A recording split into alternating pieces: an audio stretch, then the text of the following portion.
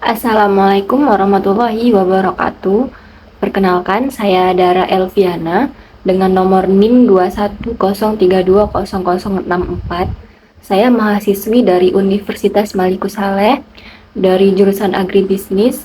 Di sini saya akan membuat tugas dari mata kuliah negosiasi dan advokasi bisnis. Nah, di sini saya akan membahas tentang analisis bisnis. Nah, analisis bisnis adalah suatu proses dan strategi yang diterapkan dengan tujuan untuk melakukan evaluasi dan pengelolaan yang lebih baik terhadap suatu usaha atau bisnis. Selain itu, bisnis dengan analisis bisnis, uh, suatu perusahaan atau usaha dapat menentukan solusi atau tantangan yang dihadapi. Sebab sistem ini mempertanyakan dan juga memberi jawaban seperti apakah yang dilakukan oleh perusahaan saat ini dan mengapa hal tersebut perlu dilakoni. Apakah terdapat cara yang lebih baik dan efektif untuk diterapkan sebagaimana dan hasil dari data sebelumnya dengan saat ini. Kemudian, berbekal hasil analisis bisnis tersebut, perusahaan dapat melakukan pengembangan berdasarkan hasil evaluasi. Umumnya, strategi yang akan digunakan akan merujuk pada hasil analisis tersebut. Nah, secara umum terdapat 5 jenis analisis bisnis yang digunakan oleh para pelaku usaha. Nah, yang pertama itu ada analisis SWOT. Nah, analisis SWOT atau yang terdiri dari strength, weakness, opportunities, and threat merupakan jenis studi yang paling umum digunakan oleh para pelaku bisnis. Sebab pada analisis ini, pembisnis dapat mempertimbangkan dan mengetahui faktor pemengaruh secara internal serta secara eksternal. Pada dasarnya, strength dan weakness merupakan dua faktor yang dipengaruhi dari sisi internal. Nah, sedangkan threat dan opportunities berkaitan dengan faktor yang eksternal. Lalu yang kedua itu ada business process modeling. Business process modeling adalah sebuah proses pendekatan analisis bisnis selama masa analisis suatu proyek untuk mengidentifikasi ketimpangan yang terjadi antara proses bisnis saat ini dan masa depan. Adapun 4 langkah pada teknik ini yaitu ada perencanaan secara strategis, analisis model bisnis, uraikan dan rancang prosedur, lalu yang terakhir ada evaluasi teknik solusi bisnis tingkat lanjut. Lalu yang berikutnya ketiga itu ada analisis MOS. MOS adalah suatu kerangka kerja yang kompeten untuk analisis bisnis. Selain itu, jenis ini menjadi salah satu teknik pemodelan yang efektif untuk mengidentifikasikan kemampuan suatu organisasi. Kemudian, metode ini juga memerlukan analisis internal secara menyeluruh terhadap tujuan organisasi dalam rangka menyusun strategi untuk mencapainya.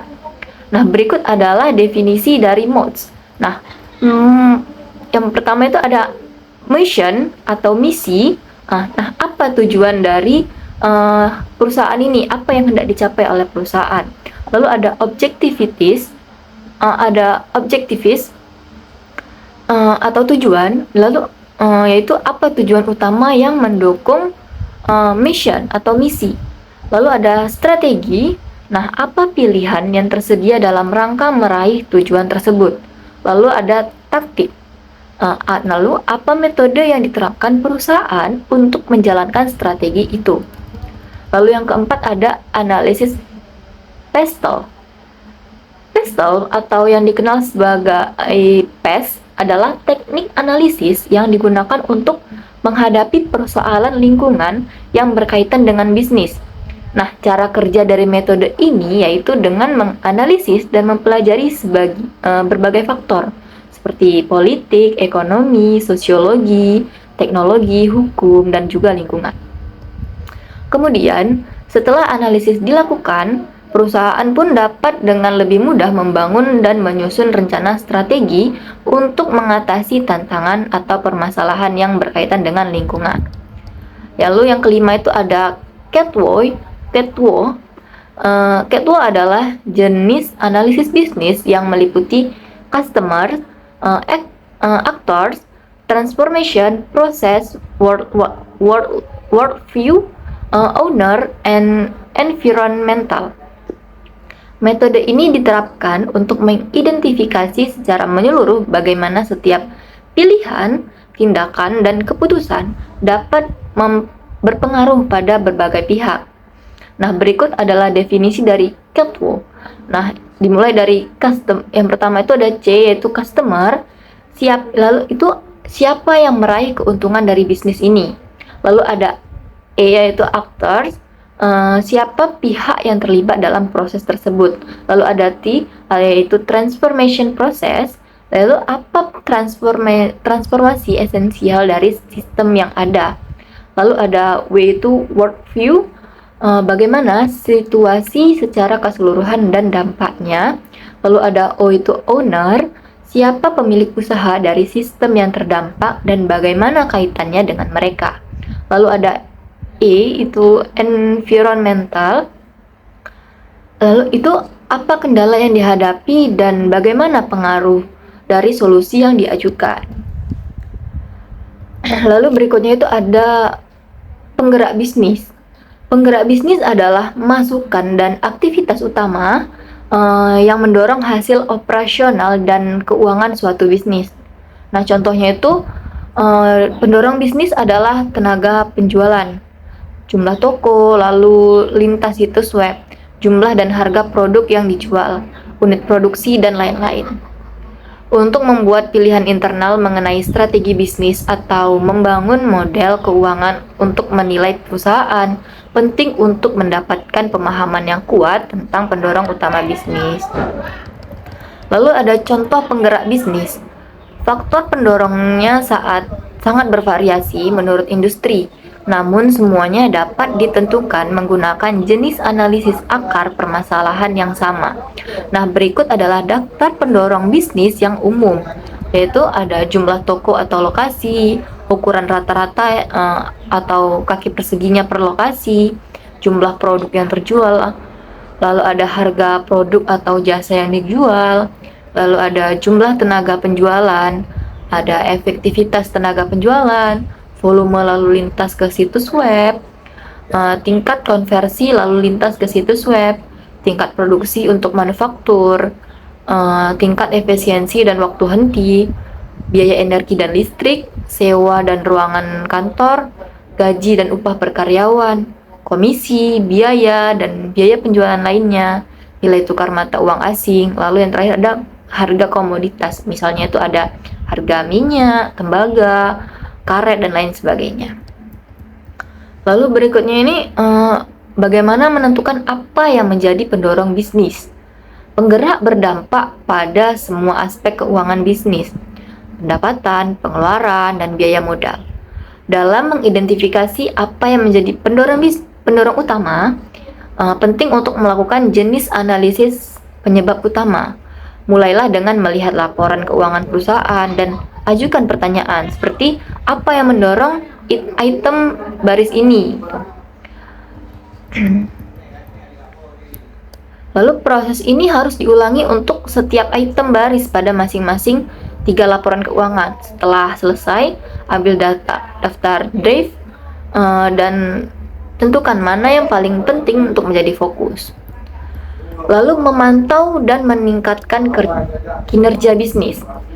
Setelah pendorong bisnis yang paling penting telah diidentifikasi, penting untuk memantau hasil bisnis dan membuat keputusan strategis untuk meningkatkan kinerja di masa depan.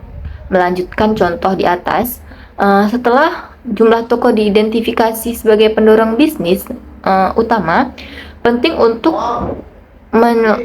melacak metrik tersebut beserta ukuran setiap toko, jumlah tenaga penjualan per toko, volume dan harga per produk toko, dan akhirnya pendapatan. Dengan melacak semua angka-angka ini akan dimungkinkan untuk memantau seberapa efektif strategi penambahan toko baru dibandingkan dengan faktor pendorong lain seperti penambahan tenaga penjualan, kenaikan harga, atau penyediaan inventaris yang lebih beragam. Berikutnya, melaporkan penggerak bisnis. Bagi profesional manapun yang bekerja di bidang perencanaan dan analisis keuangan, sebagian besar pekerja adalah melaporkan pendorong bisnis utama dengan bagan, grafik, dan tabel. Setelah data dikumpulkan, data analis, tugas analis keuangan adalah menyajikan dengan cara yang mudah dipahami. Metode yang populer adalah dengan membuat dashboard yang merangkum metrik utama dan membantu para eksekutif dan pengambilan keputusan utama memvisualisasikan apa yang terjadi dalam bisnis. Lalu berikutnya ada aplikasi dalam pemodelan dan penilaian keuangan. Saat membangun model keuangan di Excel, prosesnya dimulai dengan membangun bagian asumsi yang mencakup semua pendorong bisnis utama. Setelah semua dimasukkan, ini tersedia perkirakan dapat dibuat dan metode analisis ini dan perkiraan dapat dibuat dan model 3 pernyataan dasar dapat dibuat. Setelah model 3 pernyataan dihubungkan, model DCF arus kas yang didiskontokan dapat dibangun untuk menilai bisnis. Permodelan tingkat lanjut seperti analisis sensitivitas, struktur pembiayaan, dan transaksi seperti merger dan akuisisi juga dapat dilakukan. Lalu berikutnya sumber daya tambahan. Seperti itu ada keunggulan kompetitif, strategi perusahaan, bagaimana 3 laporan keuangan tertaut, panduan pemodelan keuangan gratis. Lalu berikutnya adalah program VMVA, sertifikasi analis.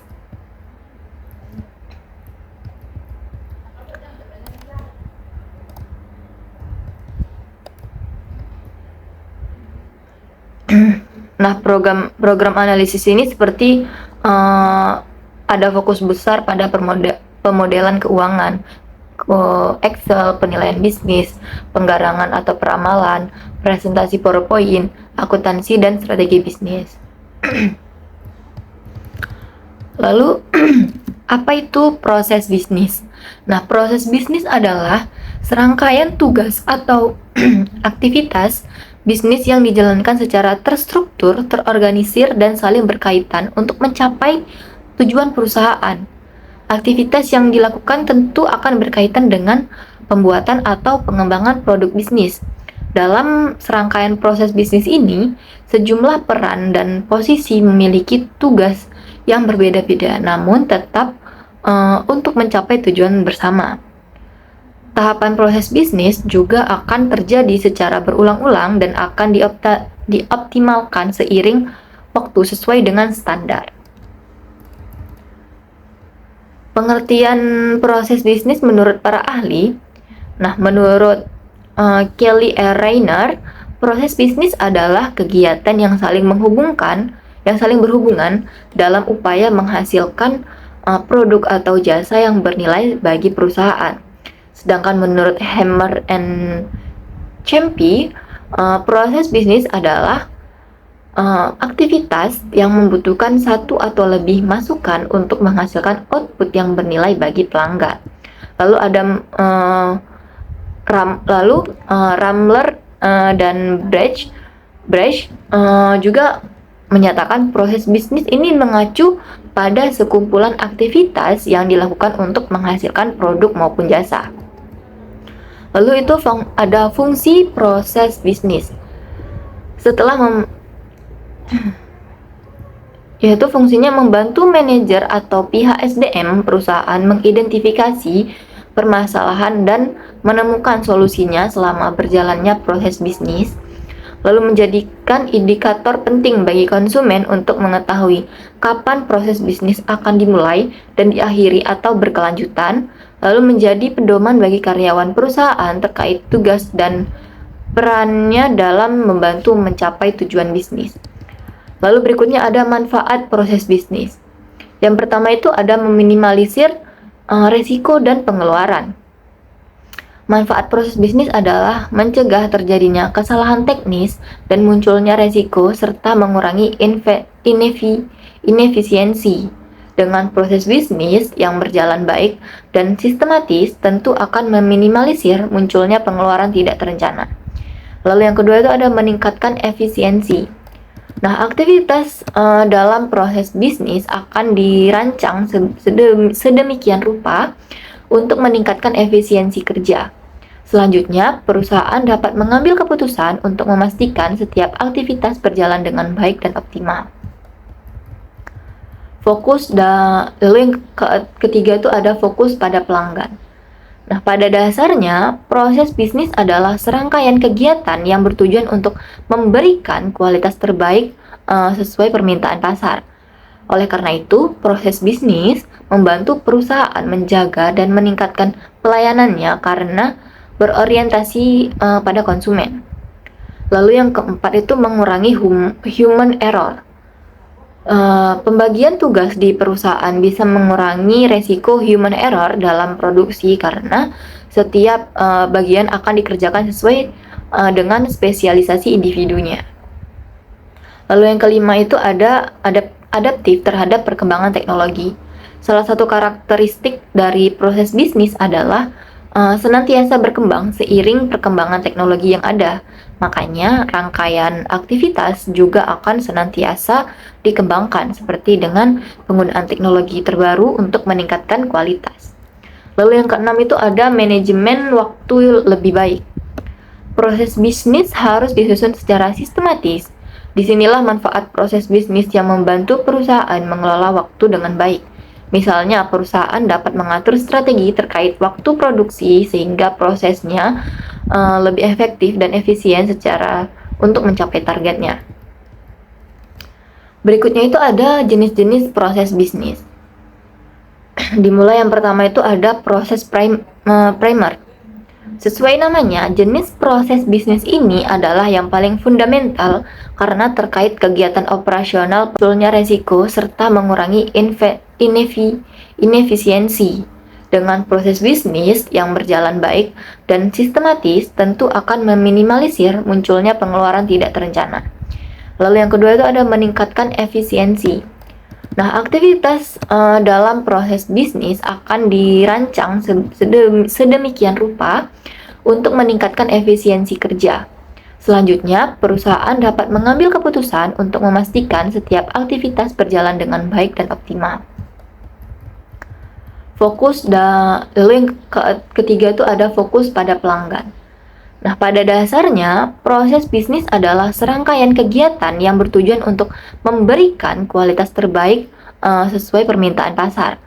Oleh karena itu, proses bisnis membantu perusahaan menjaga dan meningkatkan pelayanannya karena berorientasi pada konsumen. Lalu yang keempat itu mengurangi human error. Pembagian tugas di perusahaan bisa mengurangi resiko human error dalam produksi karena setiap bagian akan dikerjakan sesuai dengan spesialisasi individunya. Lalu yang kelima itu ada adaptif terhadap perkembangan teknologi. Salah satu karakteristik dari proses bisnis adalah senantiasa berkembang seiring perkembangan teknologi yang ada. Makanya, rangkaian aktivitas juga akan senantiasa dikembangkan, seperti dengan penggunaan teknologi terbaru untuk meningkatkan kualitas. Lalu yang keenam itu ada manajemen waktu lebih baik. Proses bisnis harus disusun secara sistematis. Disinilah manfaat proses bisnis yang membantu perusahaan mengelola waktu dengan baik. Misalnya, perusahaan dapat mengatur strategi terkait waktu produksi sehingga prosesnya lebih efektif dan efisien untuk mencapai targetnya. Berikutnya itu ada jenis-jenis proses bisnis. Dimulai yang pertama itu ada proses primer. Sesuai namanya, jenis proses bisnis ini adalah yang paling fundamental karena terkait kegiatan operasional perusahaan. Setiap tahapan dalam proses ini bertujuan untuk menambah nilai pada penawaran akhir. Terdapat 3 tahap dalam proses primer, yaitu ada produksi, pemasaran, dan juga ada pelayanan pelanggan. Lalu yang kedua itu ada proses sekunder. Pada proses sekunder, aktivitas yang dilakukan tidak untuk menambah nilai, melainkan mempersiapkan lingkungan. Proses ini akan mendukung aktivitas primer. Hal tersebut dilakukan sehingga aktivitas primer tetap berjalan dengan baik dan lancar. Nah, proses sekunder tetap harus berpedoman dan sesuai dengan operasional perusahaan. Lalu yang ketiga itu ada proses manajemen. Jenis proses bisnis yang terakhir adalah proses manajemen yang melibatkan aktivitas pengawasan atau pemantauan. Tahapan inilah yang mengatur standar dan tujuan untuk memastikan proses primer dan sekunder berjalan efisien dan efektif. Selain itu, proses manajemen berfungsi untuk mengatur bisnis melalui perencanaan taktis, operasional, dan juga strategis. Berikutnya masuk dalam tahapan proses bisnis. Yang pertama itu ada analisis kegiatan. Pertama, tahapan proses bisnis adalah melakukan analisis untuk mengidentifikasi tugas atau aktivitas apa saja yang diperlukan dalam periode tertentu.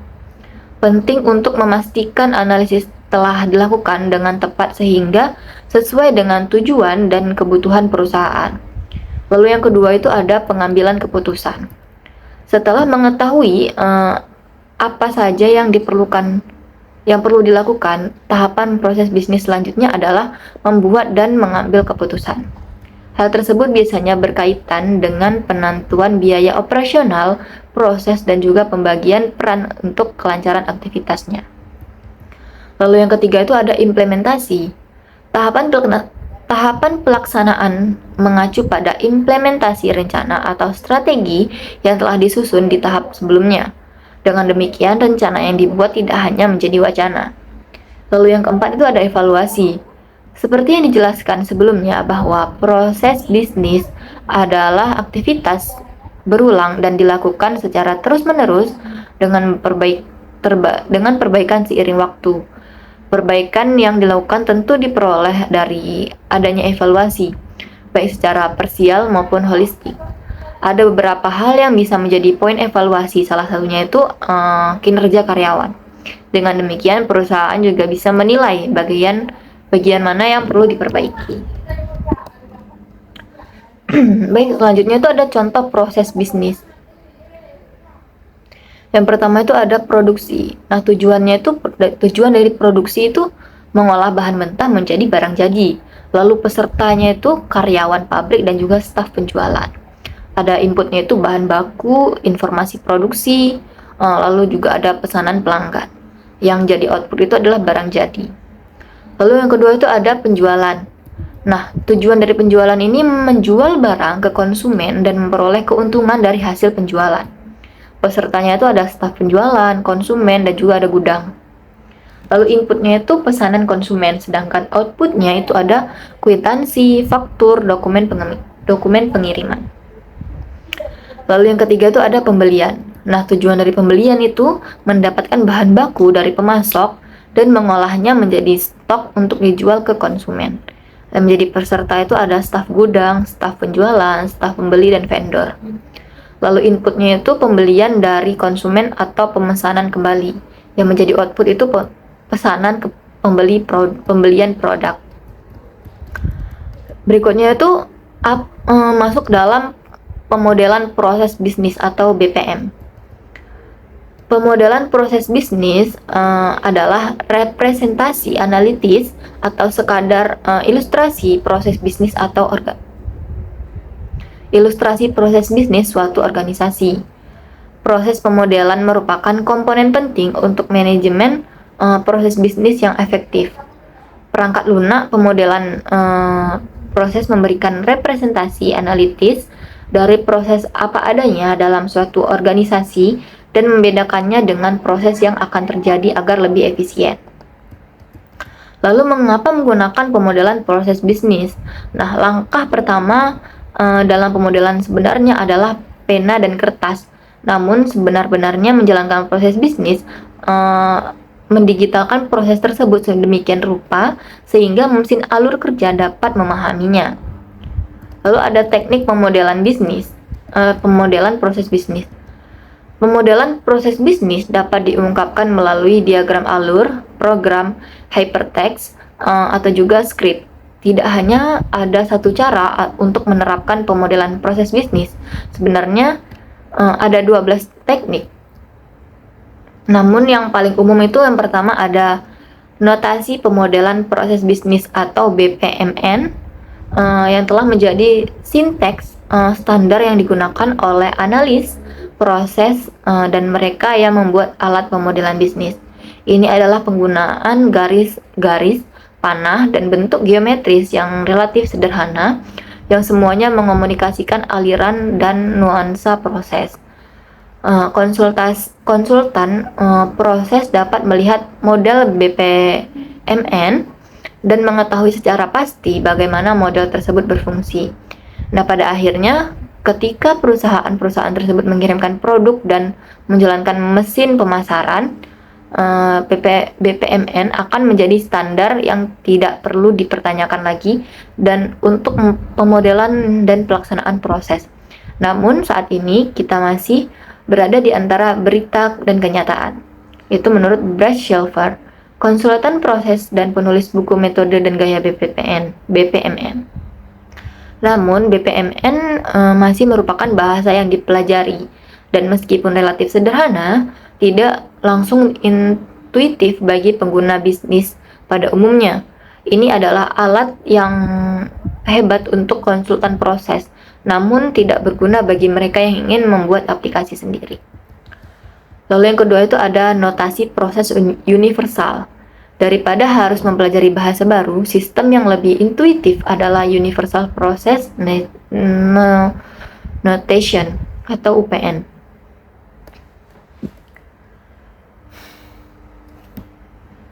UPN menyediakan kotak sederhana untuk setiap tugas yang harus diselesaikan. Kotak tersebut menunjukkan apa yang terjadi, siapa yang ditugaskan padanya, dan kapan hal yang terjadi secara beruntun. Hal ini sangat berguna bagi TI untuk merancang dan menganalisis proses, bagaimana manajemen untuk mematuhi norma-norma bisnis, dan yang lebih penting bagi pengguna bisnis akhir untuk memahami proses sebagaimana yang dimaksud, yaitu case flow, bagaimana menggunakan UPN dalam pemodelannya. Yang berikutnya, yang keempat itu ada teknik diagram alir. Nah, diagram ini menjelaskan alur proses yang kompleks dengan cara yang sederhana namun efektif. Mereka mengilustrasikan langkah-langkah proses dalam urutan berurutan, mulai dari masukan, proses aktual, hingga keluaran. Faktanya, diagram alur memberikan kerangka dasar bagi BPMN untuk menampilkan alur proses selanjutnya. Lalu yang kelima itu ada bagan Gann. Daripada menunjukkan langkah-langkah secara berurutan, diagram Gann mampu menunjukkan keseluruhan proses dengan menggunakan waktu yang dibutuhkan, sebagaimana salah satu sumbu utama. Ini berfungsi lebih baik dalam menunjukkan keseluruhan waktu yang dibutuhkan untuk menyelesaikan suatu proyek dibandingkan opsi lainnya. Lalu yang keenam itu jaring Petri. Secara tradisional merupakan teknik pemodelan dalam matematika. Jaring Petri juga berguna untuk memodelkan proses bisnis. Jaring Petri mengklasifikasikan atau memberi kode warna pada langkah alur kerja yang kompleks pengguna dan rute dalam berbagai warna. Lalu alat pemodelan bisnis yang hebat harus memiliki, itu mudah dipelajari untuk departemen bisnis, lalu mudah bagi tim TI untuk berkomunikasi dengan departemen lain perusahaan. Setiap tahapan dalam proses ini bertujuan untuk menambah nilai pada penawaran akhir. Terdapat 3 tahap dalam proses primer, yaitu ada produksi, pemasaran, dan juga ada pelayanan pelanggan. Lalu yang kedua itu ada proses sekunder. Pada proses sekunder, aktivitas yang dilakukan tidak untuk menambah nilai, melainkan mempersiapkan lingkungan. Proses ini akan mendukung aktivitas primer. Hal tersebut dilakukan sehingga aktivitas primer tetap berjalan dengan baik dan lancar. Nah, proses sekunder tetap harus berpedoman dan sesuai dengan operasional perusahaan. Lalu yang ketiga itu ada proses manajemen. Jenis proses bisnis yang terakhir adalah proses manajemen yang melibatkan aktivitas pengawasan atau pemantauan. Tahapan inilah yang mengatur standar dan tujuan untuk memastikan proses primer dan sekunder berjalan efisien dan efektif. Selain itu, proses manajemen berfungsi untuk mengatur bisnis melalui perencanaan taktis, operasional, dan juga strategis. Berikutnya masuk dalam tahapan proses bisnis. Yang pertama itu ada analisis kegiatan. Pertama, tahapan proses bisnis adalah melakukan analisis untuk mengidentifikasi tugas atau aktivitas apa saja yang diperlukan dalam periode tertentu. Penting untuk memastikan analisis telah dilakukan dengan tepat sehingga sesuai dengan tujuan dan kebutuhan perusahaan. Lalu yang kedua itu ada pengambilan keputusan. Setelah mengetahui apa saja yang perlu dilakukan, tahapan proses bisnis selanjutnya adalah membuat dan mengambil keputusan. Hal tersebut biasanya berkaitan dengan penentuan biaya operasional, proses, dan juga pembagian peran untuk kelancaran aktivitasnya. Lalu yang ketiga itu ada implementasi. Tahapan pelaksanaan mengacu pada implementasi rencana atau strategi yang telah disusun di tahap sebelumnya. Dengan demikian, rencana yang dibuat tidak hanya menjadi wacana. Lalu yang keempat itu ada evaluasi. Seperti yang dijelaskan sebelumnya bahwa proses bisnis adalah aktivitas berulang dan dilakukan secara terus-menerus dengan perbaikan seiring waktu. Perbaikan yang dilakukan tentu diperoleh dari adanya evaluasi, baik secara parsial maupun holistik. Ada beberapa hal yang bisa menjadi poin evaluasi, salah satunya itu kinerja karyawan. Dengan demikian, perusahaan juga bisa menilai bagian mana yang perlu diperbaiki. Baik, selanjutnya itu ada contoh proses bisnis. Yang pertama itu ada produksi. Nah, tujuan dari produksi itu mengolah bahan mentah menjadi barang jadi. Lalu pesertanya itu karyawan pabrik dan juga staf penjualan. Ada inputnya itu bahan baku, informasi produksi, lalu juga ada pesanan pelanggan. Yang jadi output itu adalah barang jadi. Lalu yang kedua itu ada penjualan. Nah, tujuan dari penjualan ini menjual barang ke konsumen dan memperoleh keuntungan dari hasil penjualan. Pesertanya itu ada staf penjualan, konsumen, dan juga ada gudang. Lalu inputnya itu pesanan konsumen, sedangkan outputnya itu ada kwitansi, faktur, dokumen pengiriman. Lalu yang ketiga itu ada pembelian. Nah, tujuan dari pembelian itu mendapatkan bahan baku dari pemasok dan mengolahnya menjadi stok untuk dijual ke konsumen. Dan menjadi peserta itu ada staf gudang, staf penjualan, staf pembeli, dan vendor. Lalu inputnya itu pembelian dari konsumen atau pemesanan kembali. Yang menjadi output itu pesanan ke pembelian produk. Berikutnya itu masuk dalam pemodelan proses bisnis atau BPM. Pemodelan proses bisnis adalah representasi analitis atau sekadar ilustrasi proses bisnis atau ilustrasi proses bisnis suatu organisasi. Proses pemodelan merupakan komponen penting untuk manajemen proses bisnis yang efektif. Perangkat lunak pemodelan proses memberikan representasi analitis dari proses apa adanya dalam suatu organisasi dan membedakannya dengan proses yang akan terjadi agar lebih efisien. Lalu mengapa menggunakan pemodelan proses bisnis? Nah, langkah pertama dalam pemodelan sebenarnya adalah pena dan kertas. Namun sebenar-benarnya menjalankan proses bisnis mendigitalkan proses tersebut sedemikian rupa sehingga mesin alur kerja dapat memahaminya. Lalu ada teknik pemodelan proses bisnis. Pemodelan proses bisnis dapat diungkapkan melalui diagram alur, program, hypertext, atau juga script. Tidak hanya ada satu cara untuk menerapkan pemodelan proses bisnis. Sebenarnya ada 12 teknik. Namun yang paling umum itu yang pertama ada notasi pemodelan proses bisnis atau BPMN yang telah menjadi sinteks standar yang digunakan oleh analis proses, dan mereka yang membuat alat pemodelan bisnis. Ini adalah penggunaan garis-garis, panah, dan bentuk geometris yang relatif sederhana, yang semuanya mengomunikasikan aliran dan nuansa proses.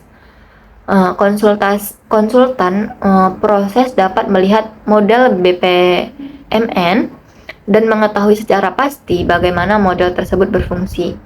Nah, pada akhirnya, ketika perusahaan-perusahaan tersebut mengirimkan produk dan menjalankan mesin pemasaran, BPMN akan menjadi standar yang tidak perlu dipertanyakan lagi dan untuk pemodelan dan pelaksanaan proses.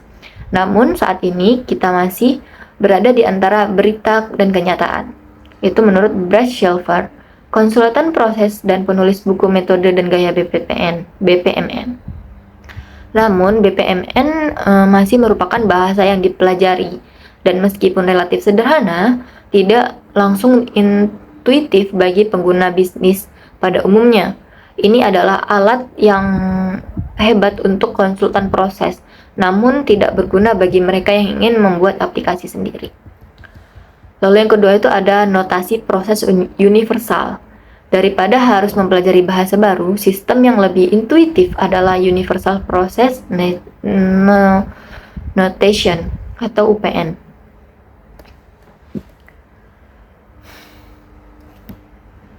UPN menyediakan kotak sederhana untuk setiap tugas yang harus diselesaikan.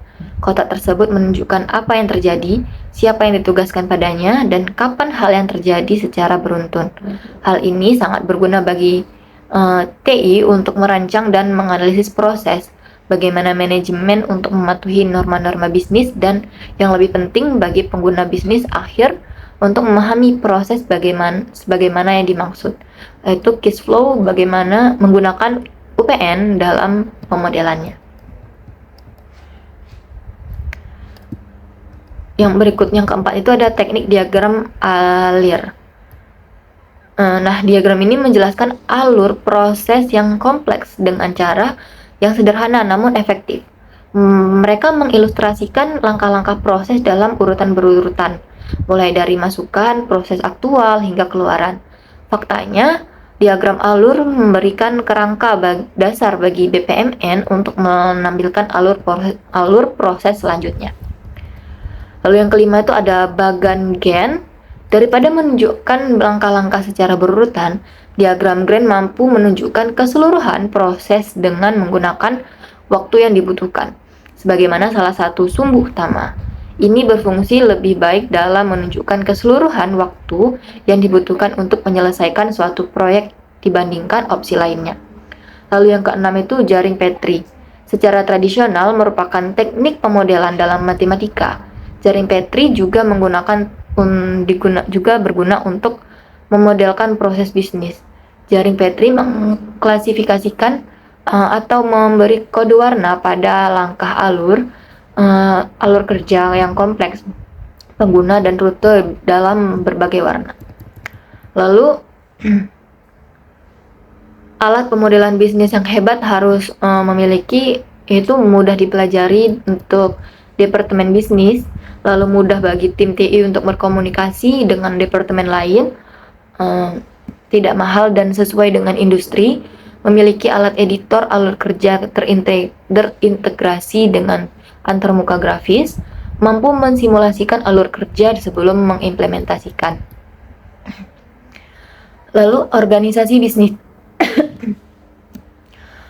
Organisasi privat atau bisnis adalah organisasi yang ditujukan untuk menyediakan barang dan jasa kepada konsumen, yang dibedakan dari kemampuannya membayar barang dan jasa tersebut sesuai dengan bisnis pasar. Lalu ada bentuk-bentuk organisasi bisnis. Yang pertama itu ada perusahaan perseorangan. Usaha pribadi adalah bentuk bisnis yang dimiliki dan dioperasikan oleh hanya satu orang dan mengambil segala keputusan dan bertanggung jawab secara pribadi atas segala hal yang dilakukan oleh perusahaan. Nah, kelebihannya itu memudahkan, mudah dibentuk, murah biaya pembentukannya, dan di banyak negara tidak memerlukan izin pembentukan dari pemerintah. keuntungan hanya dinikmati oleh oleh satu orang, yaitu pendiri usaha tersebut. Lalu pembuatan keputusan dan pengendalian hanya dilakukan oleh satu orang sehingga orang tersebut benar-benar mengetahui bisnis yang dijalankan. Lalu fleksibel dalam arti manajemen dapat dengan mudah beraksi terhadap keputusan harian dengan mudah. Lalu yang terakhir itu relatif tidak ada kontrol dari pemerintah sehingga pajak yang harus dibayar adalah pajak pribadi bukan pajak usaha. Lalu bagian kekurangannya itu adalah tanggung jawab utang tidak terbatas. Artinya, apabila terjadi kewajiban pembayaran, maka kewajiban itu harus dipenuhi dengan menyerahkan seluruh harta perusahaan dan harta pribadi miliknya. Lalu jarang ada yang bertahan lama, di mana hal ini dapat disebabkan oleh meninggalnya pendiri atau pemilik dari perusahaan tersebut. Berikutnya, relatif sulit untuk memperoleh pinjaman jangka panjang dengan bunga yang rendah. Lalu relatif bergantung hanya pada pola pikir satu orang saja. Apabila orang ini tidak berpengalaman dalam bisnis, maka resiko kegagalan itu akan sangat besar. Lalu yang kedua itu perusahaan persekutuan. Persekutuan atau firma dan komanditer merupakan bentuk organisasi bisnis di mana dua orang atau lebih bertindak sebagai pemilik dari perusahaan sehingga tanggung jawab dan hak yang ada akan ditanggung oleh mereka. Firma adalah perseroan yang didirikan untuk menjalankan suatu perusahaan di bawah satu nama bersama di mana peserta-pesertanya langsung dan sendiri-sendiri bertanggung jawab sepenuhnya kepada pihak ketiga. Sedangkan persekutuan komanditer atau CV adalah perseroan yang didirikan untuk menjalankan suatu perusahaan yang dibentuk oleh satu orang atau lebih sebagai pihak yang bertanggung jawab, renting atau soldier, dan satu orang atau lebih sebagai pihak lain yang mempercayakan ke uangnya. Kelebihannya yaitu modal tersedia banyak, meningkatnya kepercayaan kreditor, keahlian dan keterampilan bertambah, juga adanya kemungkinan untuk tumbuh dan berkembang. Sedangkan kekurangannya adalah tanggung jawab tidak terbatas, umur yang terbatas, lemahnya pengendalian kekurangannya, yaitu tanggung jawabnya tidak terbatas. Lalu yang ketiga itu perseroan terbatas. Perseroan terbatas secara hukum dianggap sebagai suatu badan hukum terpisah dari individu-individu yang memilikinya. PT didirikan berdasarkan perjanjian melakukan kegiatan usaha dengan modal dasar yang seluruhnya terbagi atas saham dan memenuhi persyaratan yang ditetapkan dalam undang-undang serta peraturan pelaksanaannya. Perusahaan mengumpulkan dana yang diperlukan dengan jalan menjual saham kepada masyarakat dan para pemegang saham tersebut menjadi pemilik perusahaan. Jika perusahaan mendapatkan keuntungan, maka perusahaan akan memberikannya atas saham yang dibelinya atau dividen. Namun keuntungan yang tidak dibagikan juga merupakan kepunyaan para pemilik. Tetapi biasanya keuntungan tersebut ditanamkan kembali ke dalam kegiatan perusahaan. Sebaliknya, jika perusahaan dibubarkan, maka para pemegang saham membagi-bagi setiap aktiva yang tersisa setelah semua hutang dibayar. Kelebihan bentuk PT ini adalah adanya tanggung jawab atas utang yang terbatas, di mana tanggung jawab utang harus dibayar hanya sebatas jumlah saham yang dimilikinya. Adanya kemungkinan untuk memperjualbelikan saham yang dimilikinya, umumnya memiliki jangka waktu operasi yang tidak terbatas, relatif lebih mudah untuk memperoleh pinjaman dengan nilai nominal yang besar untuk jangka waktu panjang dan tingkat bunga rendah. Adanya kemungkinan untuk alih teknologi dan ilmu di mana pemegang saham dapat dengan mudah menyewa tenaga manajemen profesional untuk menjalankan perusahaan yang ada. Sedangkan kekurangan bentuk PT ini adalah keterbatasan dalam bidang usaha yang dijalankan karena bidang usaha ditentukan oleh izin yang dikeluarkan serta peraturan-peraturan yang berlaku. Adanya perbedaan kepentingan di dalam menjalankan PT. Pemilik saham minoritas dikalahkan dengan mayoritas, adanya kewajiban membuat laporan pada berbagai pihak, biaya pendirian yang tidak sedikit, adanya sistem pajak yang menyebabkan seseorang pemegang saham membayar pajak ganda, yaitu pajak atas PT itu sendiri, dividen yang diterima, serta pajak individu. Nah, keterangannya itu ada shareholder atau pemegang saham. Pemegang saham merupakan kekuatan tertinggi dalam perseroan. Dalam pertemuan mereka, pemegang saham memilih direktur untuk mengelola perusahaan, memilih akuntan publik untuk mengaudit keuangan. Nah, dewan direktur atau board of director merupakan perwakilan dari pemegang saham, mempunyai kekuasaan untuk memutuskan suatu keputusan manajemen seperti keputusan untuk membangun pabrik baru dan sebagainya. Sedangkan manager atau chief executive office atau managing director dari perusahaan ditujukan oleh board of director dan bertanggung jawab melaksanakan kebijakan dari board of director. Mungkin hanya itu yang dapat saya sampaikan, lebih dan kurang saya mohon maaf. Semoga dapat bermanfaat bagi kalian yang mendengarkan. Sekian dari saya. Assalamualaikum warahmatullahi wabarakatuh.